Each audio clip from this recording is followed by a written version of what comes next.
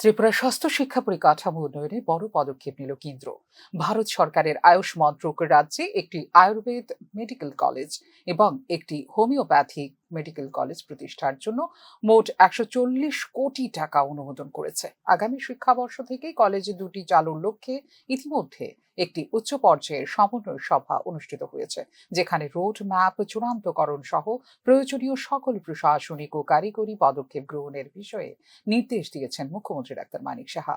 রাজ্যে স্বাস্থ্য সেবা এবং মেডিকেল শিক্ষা আরও শক্তিশালী করতে এই উল্লেখযোগ্য সহায়তার জন্য প্রধানমন্ত্রী নরেন্দ্র মোদী, কেন্দ্রীয় স্বাস্থ্য ও পরিবার কল্যাণ মন্ত্রী জেপি নাড্ডা এবং কেন্দ্রীয় আয়ুষ প্রতিমন্ত্রী প্রতাপ রাও ইয়াদবের প্রতি আন্তরিক কৃতজ্ঞতা জানিয়েছেন মুখ্যমন্ত্রী ডাক্তার মানিক সাহা।